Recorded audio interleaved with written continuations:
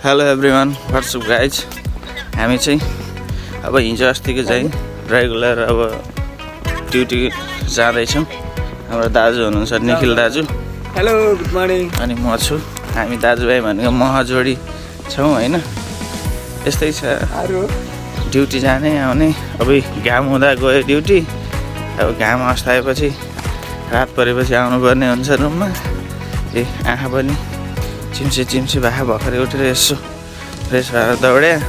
हाम्रो दाइ घर बोल्दै हुनुहुन्छ होइन। जस्तै छ गाइस रोमानियाको बसाइ। अब युरोप आइएको छ भन्ने भएको छ। कमाइ भन्ने कुरो अब बिस्तारै होला सबै कुरा होइन। हामी चाहिँ यो कस्टिनेस्टीमा छौँ अहिले। हाम्रो होटल चाहिँ होइन, यहाँ कस्टिनेस्टीको टावर पनि छ। यसमा रङरोगन हुँदैछ बिस्तारै। अब यहाँदेखि हाम्रो सी साइड सुरु हुन्छ। तपाईँको अगाडि टावर देख्नुहुन्छ नि एउटा, त्यो टावरको साइडमा चाहिँ पुरै अब कामहरू सुरु भइसकेको छ। समरको समयमा अब यहाँ यस्तो भिड हुन्छ कि रातभरि पनि मान्छेहरूको क्राउड यति हुन्छ कि तपाईँहरूले सोच्नै नसकेको क्राउड हुन्छ यहाँ। 4 महिना यो समुद्र एरियामा चाहिँ एकदम टुरिज्म एरिया हो यो चाहिँ एकदम राम्रो छ होइन। सबैले मन पराउनु भएको ठाउँ हो यो कस्टिनेस्टी भनेर। रमाइलो छ त्यो एरिया। अब कुनै दिन समय मिलेछ भने तपाईँहरूले त्यो एरियाको पनि म भिडियो बनाएर देखाउने छु होइन। हाम्रो होटल चाहिँ ठ्याक्कै यतापट्टि हो। अब ठ्याक्कै 2 मिनटको अन्तरालमा पुगिन्छ हामी होटल। हाम्रो दाजु आउँदै हुनुहुन्छ, कोही साथीको अगाडि पनि पुगिसक्नु भयो।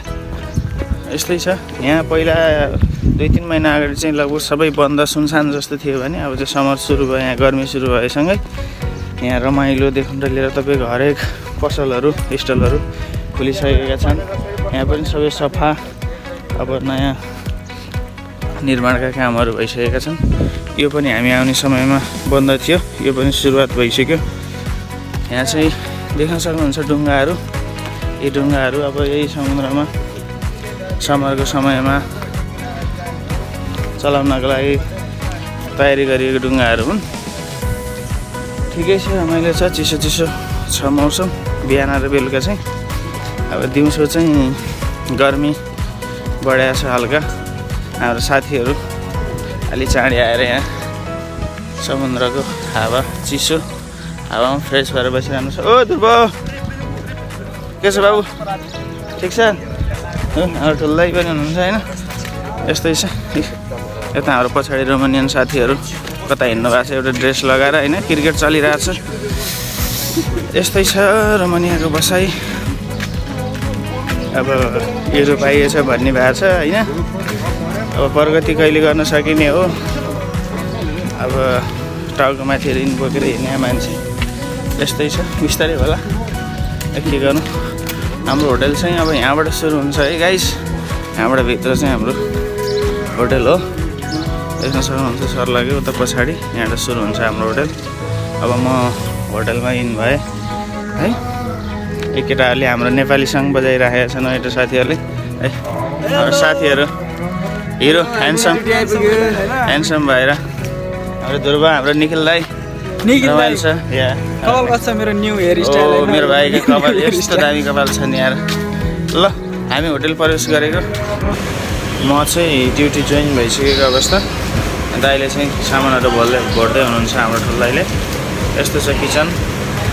म चाहिँ आज ड्युटी सकिएपछि आज हामी चाहिँ एउटा गेम खेल्न जाने प्रोग्राम गराइराखेका छौँ। कार रेसिङ गेम छ अरे। म अनि हाम्रो निखिल दाइ भएर जाने कुरो छ आज बेलुका। गएछु भने म भिडियोमा तपाईँहरूलाई अवश्य जोड्नेछु। यो चाहिँ हाम्रो किचन हो है। समर सुरु भएसँगै यहाँ गर्मी पनि त्यस्तै बढिराखेको छ। अब के गर्नु, काम त गर्नु नै पऱ्यो। अब चाहिँ हामी होइन ड्युटी सकियो हाम्रो चाहिँ। अब उता पछाडि लाइट देखिरहनु भएको छ, त्यहाँ चाहिँ हामी आज कार रेसिङ हान्न जाँदैछु दाजु है। अब के हुन्छ वहाँ गएर त्यो चाहिँ अब वहाँ गएपछि थाहा हुन्छ। तपाईँहरूलाई जडाउँला त्यो है।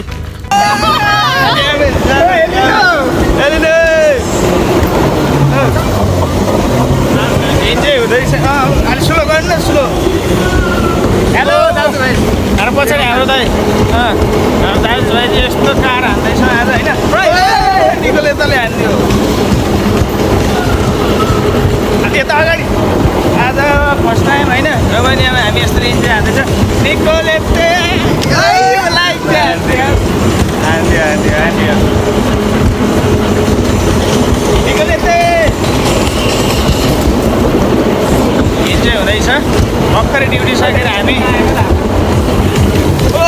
भर्खरै हामी ड्युटी सकेर आउँदै थियौँ एक्सिडेन्ट परेको छ हाम्रो कार होइन हामीलाई हान्ने छ है घरि हामीले हानिदिरहेछौँ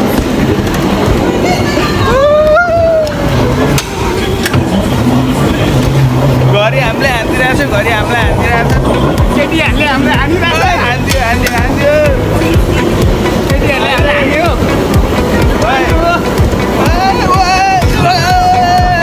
हामीलाई त हानिहालेको छ त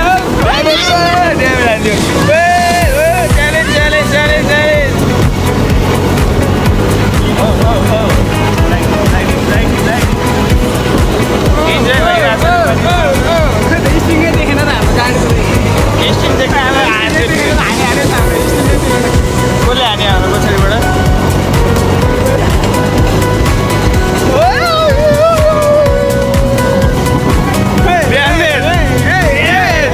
हामी हानिदिनु त्यो निकोलाई हानिदिने हो यिनीहरूलाई त तेल दिने हो हामी निकोलाई हानिदिनु निकोलाई तेल दिने हो यिनीहरूलाई अगाडि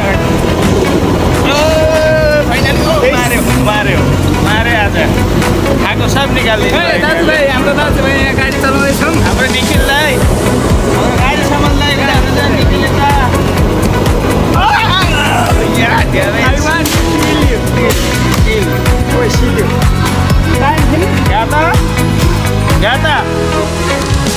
ल सकियो फाइनली गाइज अब फेरि अर्को बाटो भेट्नुपर्छ हामी आज रोमानियामा